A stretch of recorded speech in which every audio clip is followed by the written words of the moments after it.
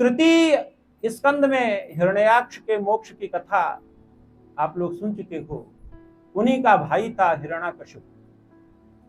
वो नारायण से बहुत द्रोह रखता था, क्यों उसको भगवान ने वाराह रूप में उसका वध किया था। पृथ्वी को समेट करके एक गलीचे की तरह बना करके वो पाताल लोक में चला गया था और मल की दीवार बना करके वहां पर रहने लगा था। इस भूमि की रक्षा के लिए भगवान ने वाराह का अवतार लिया और हिरण्याक्ष को मारा। अपने दांतों से उस रसा को, उस पृथ्वी को नोच करके जहां जहां फेंका, आप मानचित्र में देखते हो, कहीं पर तिकोना पड़ा हुआ है, कहीं पर गोल पड़ा हुआ है। देशों का देखिए आप पूरे भूमंडल का, तो कहीं पर चौड़ा है, कहीं पर लंबा है। तो जैसे जैसे अपने उन दांतों से वाराह भगवान ने इस पृथ्वी को नोच करके ऊपर ऊर्ध्व गति दिया, फेंका, उसी तरह से ये सब द्वीप और देश बन गए। जब हिरण्याकश्यप को ये पता चला कि हमारे भाई हिरण्याक्ष का वध किया है नारायण ने, तो उनसे द्वेष रखने लगा और उसने जा करके बड़ी कठोर साधना की। ऐसी साधना की मंदराचल पर्वत पर ऊर्ध्ववायु हो गया। ऊर्ध्ववायु होकर के उसने साधना की।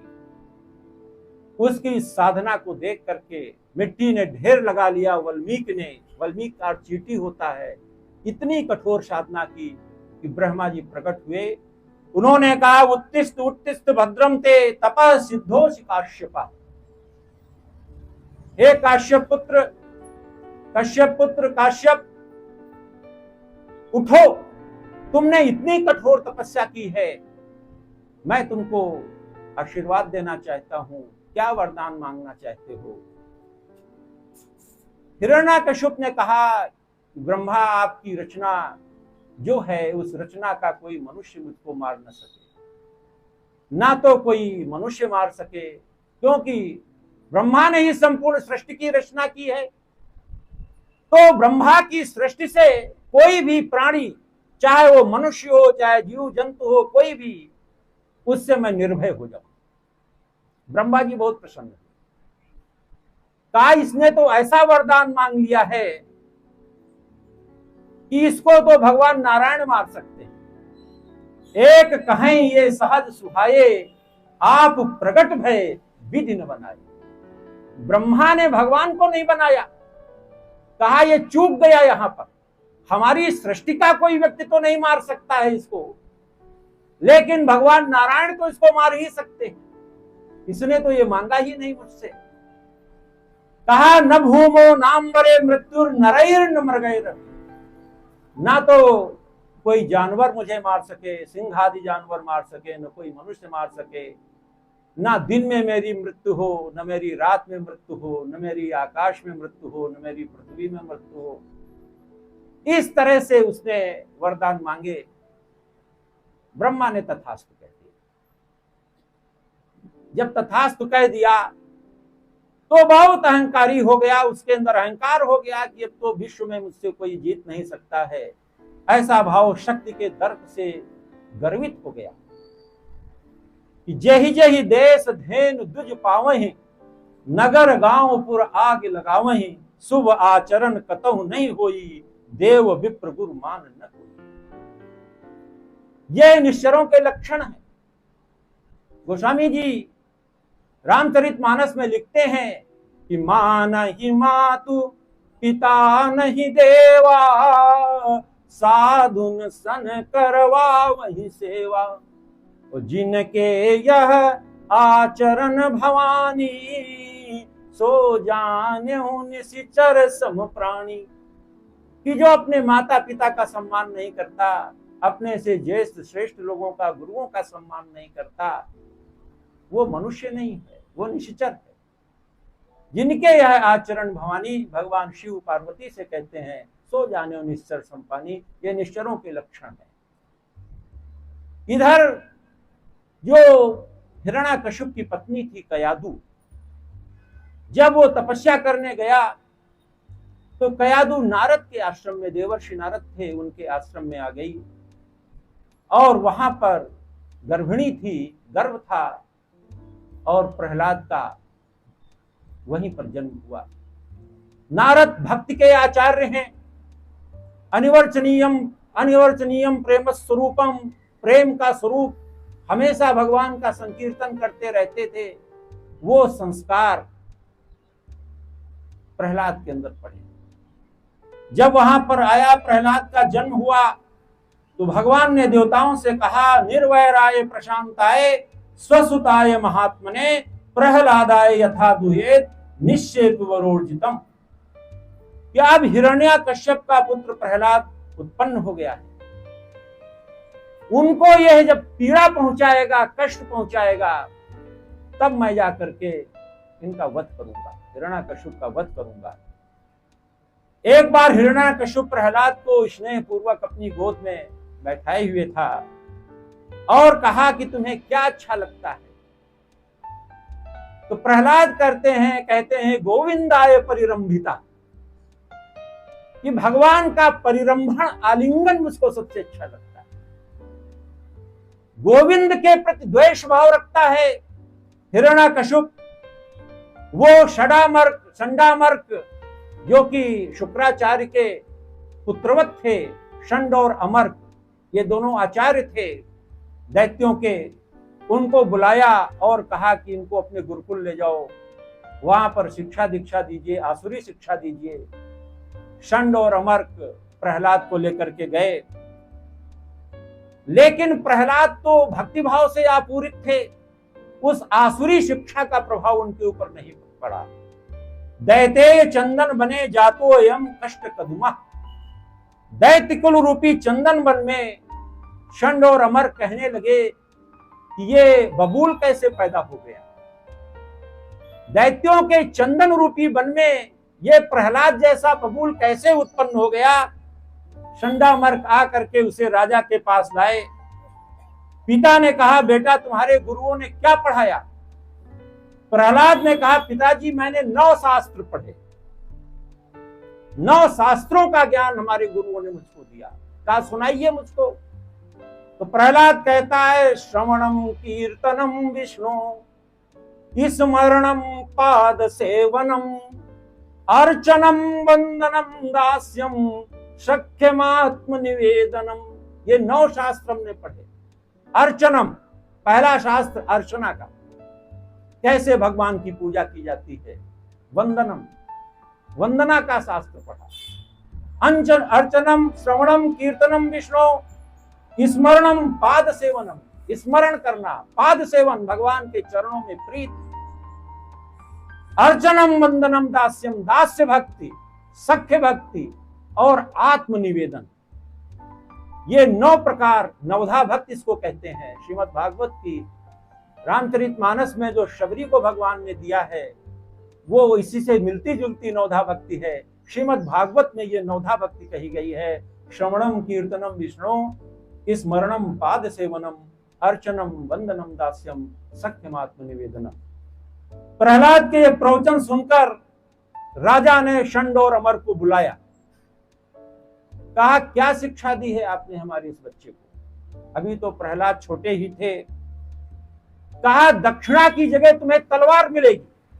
तलवार निकाल ली उसने उनको मारने के लिए। दोनों आचार्य कांपने लगे, कहने लगे, नमत प्रणीतम न पर प्रणीतम सुतो वदत्ते तवेंद्र शक्रो, कि मैंने यह नहीं पढ़ाया इनको।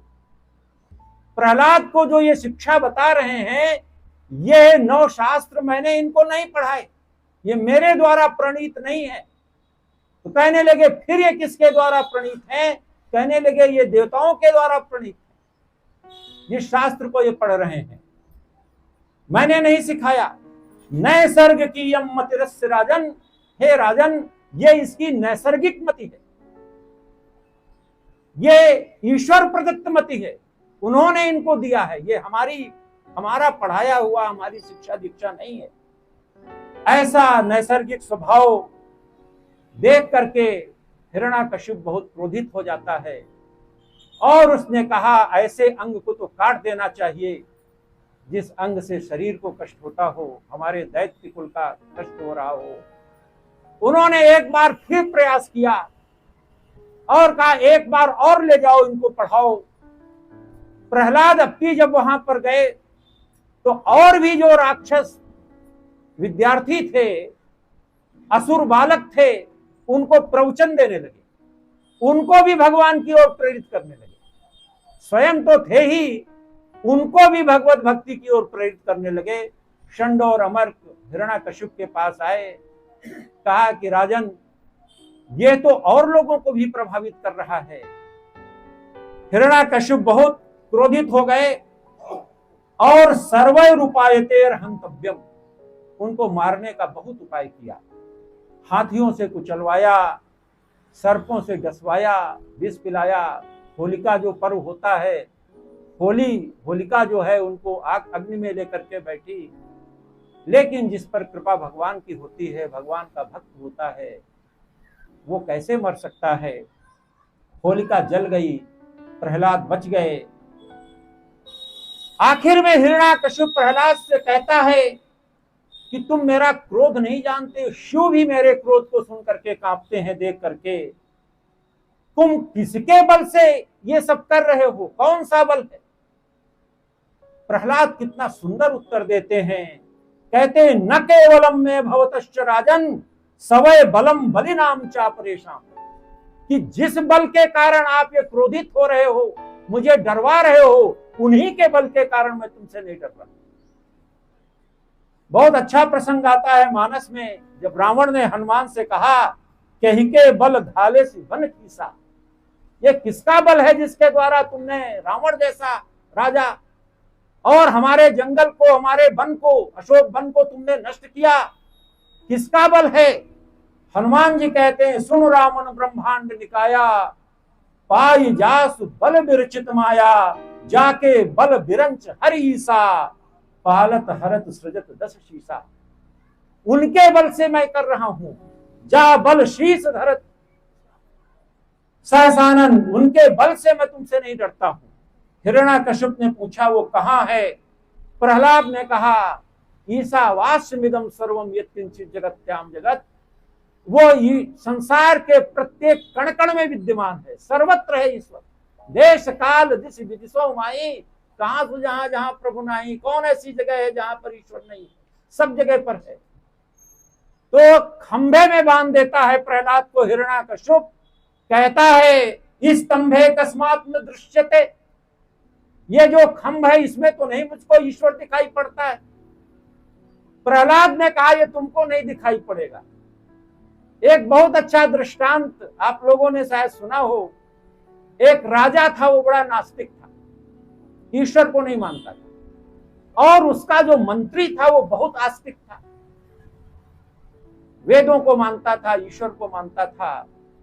वो नास्तिक राजा कहने लगा कि आखिर तुम्हारा ईश्वर कहां रहता है। जैसे हिरण्याकश्यप प्रहलाद से पूछ रहे हैं कि तुम्हारा ईश्वर कहां रहता है और वो कैसे प्राप्त होता है और क्या करता है।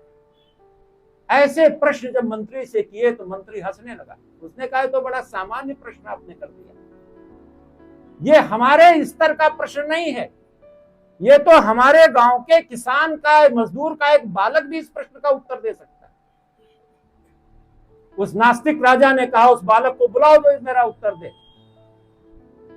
मंत्री अपने गांव गया, एक बालक को लाया। वो बालक जब सभा में आया तो राजा ने प्रश्न किया कि तुम्हारा ईश्वर कहां रहता है। तो बालक ने कहा राजा तुम्हें शिष्टाचार का ज्ञान नहीं है, हमसे प्रश्न कर रहे हो, गुरु के रूप में मुझको मान रहे हो, और ना तो आसन तुमने मुझको दिया, ना तो कोई हमको खाने पीने की कोई वस्तु दी, सामग्री दी। आते ही आते प्रश्न करने लगे ईश्वर कहां रहता है। राजा ने आसन मंगाया, कहा क्या खाओगे, कहा दूध पिएंगे। दूध एक कटोरे में मंगाया। उस बालक ने दूध का कटोरा लिया और उसमें उंगली डाल करके दूध में कुछ खोजने लगा। राजा ने कहा दूध में क्या ढूंढ रहे हो, क्या खोज रहे हो। तो बालक ने कहा मेरी मां कहती थी कि दूध में घी होता है, वो घी हम देख रहे थे। तो कहा तुम मूर्ख हो, तुम्हें यह नहीं पता है कि दूध जो है पहले गर्म किया जाता है, फिर ये जमाया जाता है, फिर ये मथा जाता है, नवनीत होता है, फिर वो गर्म किया जाता है, फिर उससे घी निकलता है।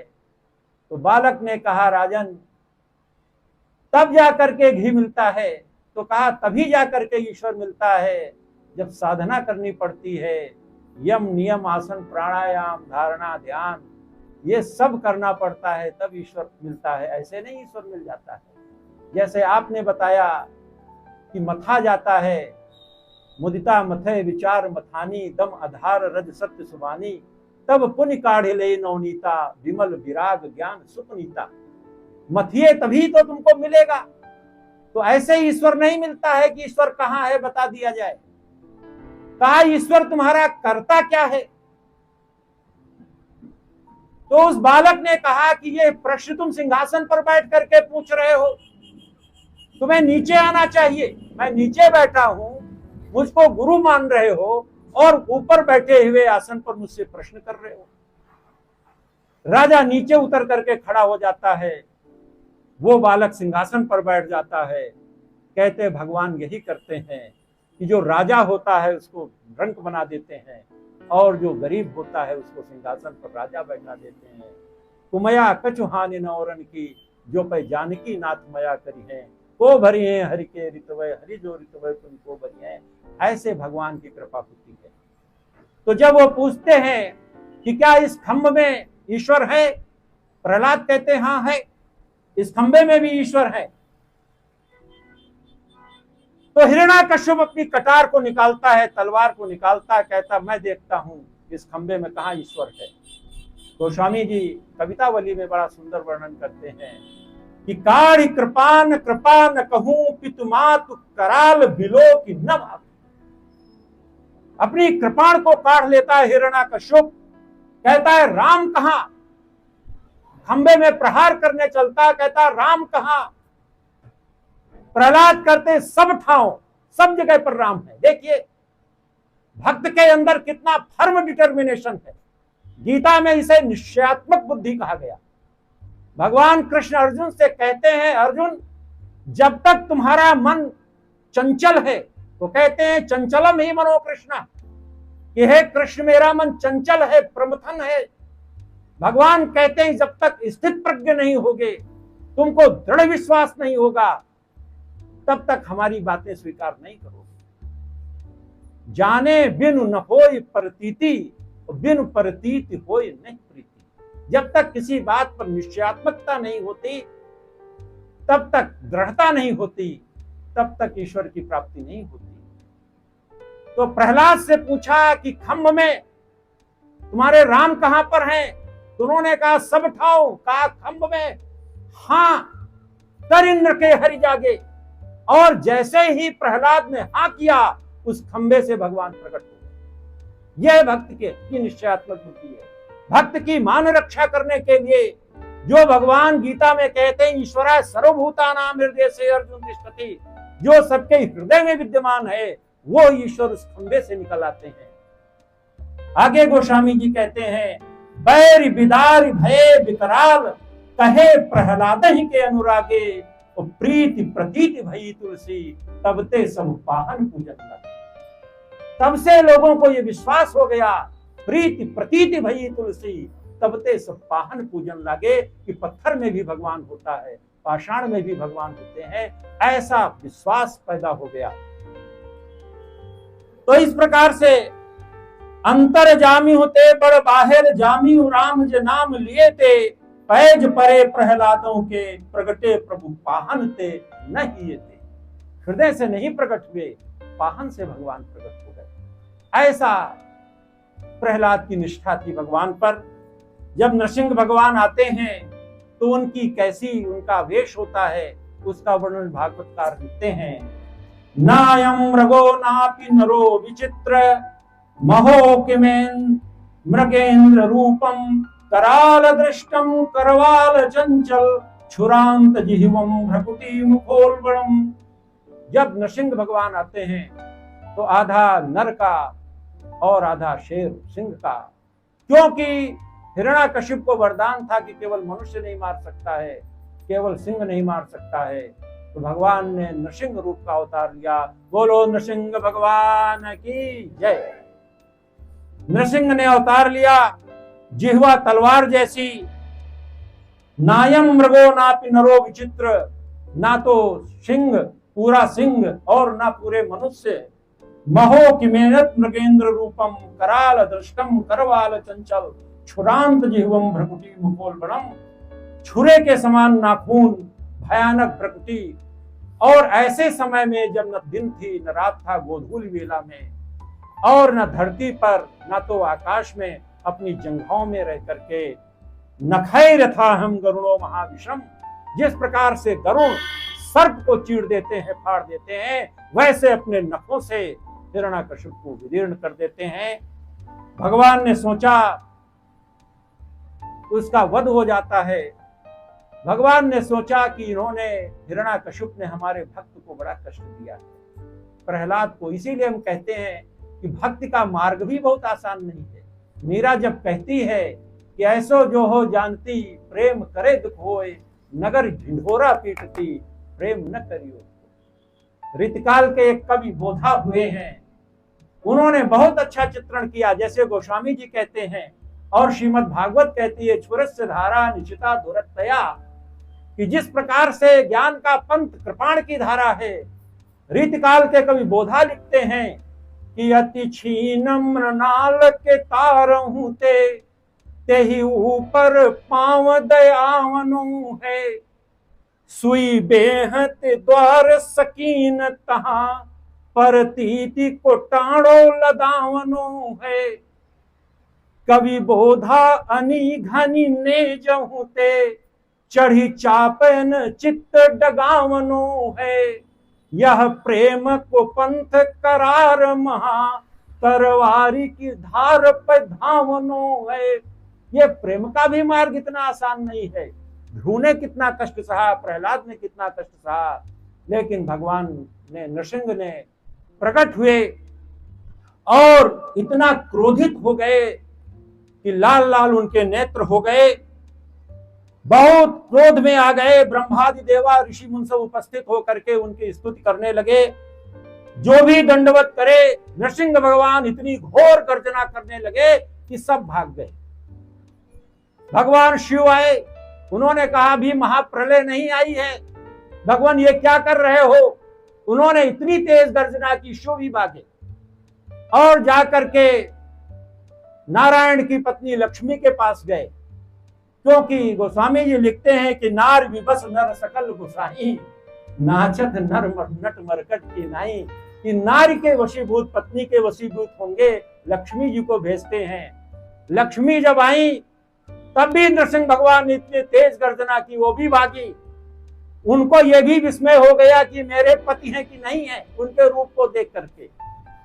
ब्रह्मा जी ने सोचा अब क्या किया जाए, इस महारौद्र रूप को कैसे इसका शमन हो, क्रोध का कैसे शमन हो। उन्होंने विचार किया, क्योंकि ब्रह्मा तो वेदज्ञ हैं, ज्ञानी हैं। उन्होंने कहा भक्त के अधीन भगवान रहते हैं, अगर भक्त ही चाहेगा तभी इनके क्रोध का शमन होगा। प्रहलाद से ब्रह्मा जी ने कहा, प्रहलाद निर्भीक होकर के, निर्भय होकर के, भक्त निर्भय होता, उसके अंदर किसी का भय नहीं। जिसने ईश्वर का साक्षात्कार कर लिया, भगवान जिसके लिए प्रकट हो गए, उसको किस चीज का भय। वो नृसिंह भगवान की गोद में जाकर के प्रहलाद बैठ जाते हैं। अपनी लंबी जिह्वा से नृसिंह भगवान चाटने लगते हैं और चाटते चाटते चाटते चाटते धीरे धीरे सजल होने लगते हैं। उनका क्रोध शांत होने लगता है और प्रहलाद से कहते हैं कि बहुत तुमने कष्ट पाया, इस आत्ताई ने बहुत तुमको कष्ट दिया, अब तुम क्या चाहते हो। प्रहलाद जी तो ऐसे थे कि नाम जपत प्रभु कीन प्रसादु, भगत शिरोमणि भे प्रहलादु। वो तो भक्तों के शिरोमणि हो गए।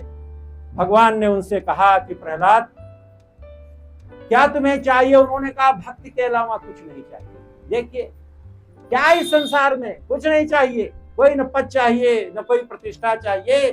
भगवान ने कहा नहीं, पितरम स्थान मातिष्ठ, जो तुम्हारे पिता का स्थान है वहां पर तुमको बैठना चाहिए। और ये आज्ञा दी और कहा त्वदाज्ञा विमुखान दैत्यान चक्रम में सूर्यष्यति, और मैं तुम्हारी रक्षा हमेशा करूंगा और जितने भी दैत्य हैं यह सब तुम्हारे आदेश का पालन करेंगे।